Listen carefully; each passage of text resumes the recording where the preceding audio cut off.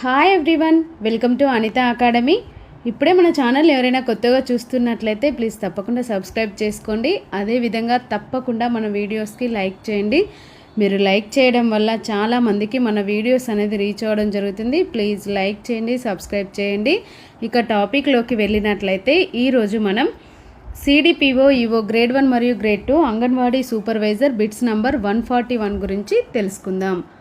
ఇందులో ఇచ్చే బిట్స్ అన్నీ కూడా ఈ 3 ఎగ్జామ్లకే కాకుండా అదర్ కాంపిటేటివ్ ఎగ్జామ్స్లలో పేపర్ 1 ఏదైతే ఉంటుందో దానికి కూడా ఈ బిట్స్ అనేది యూజ్ అవ్వడం జరుగుతుంది స్టూడెంట్స్. కాబట్టి జాగ్రత్తగా ప్రాక్టీస్ చేయండి. ఈరోజు టాపిక్ వచ్చేసి సోషియాలజీలో భాగంగా బాల్య వివాహ నిరోధక చట్టం 2006 పైన బిట్స్ అనేది ప్రాక్టీస్ చేద్దాం.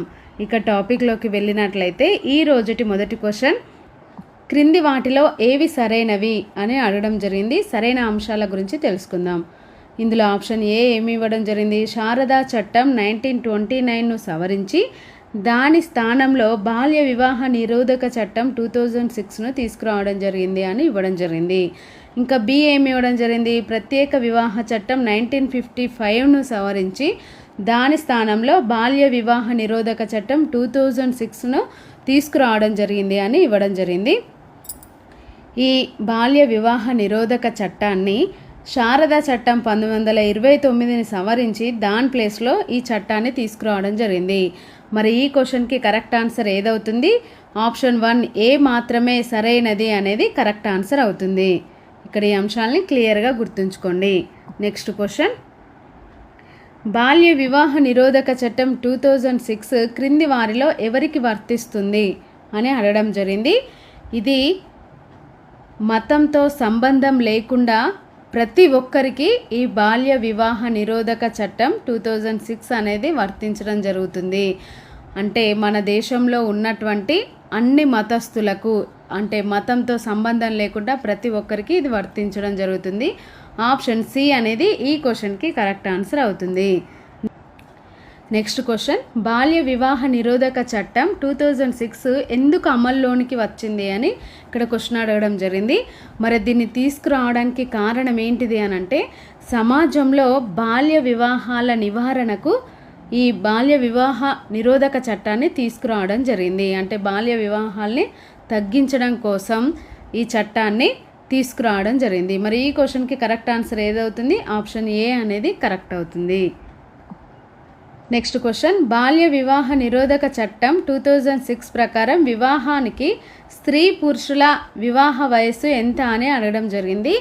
ఈ చట్టం ప్రకారం పురుషుడికి 21 సంవత్సరాలు, స్త్రీకి అయితే 18 సంవత్సరాల వయస్సు నిండి ఉండాలి.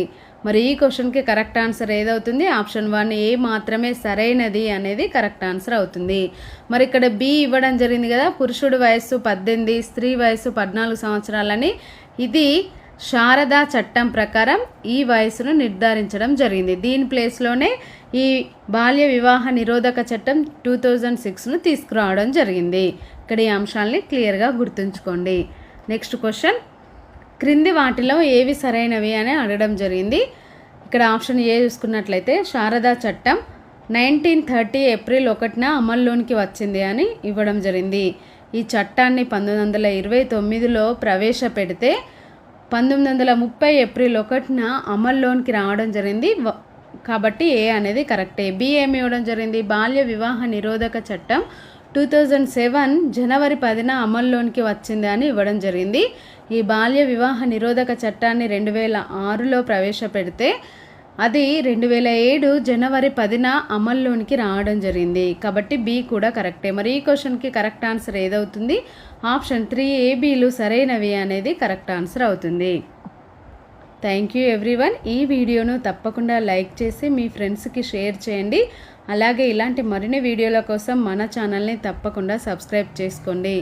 Please subscribe. Thank you.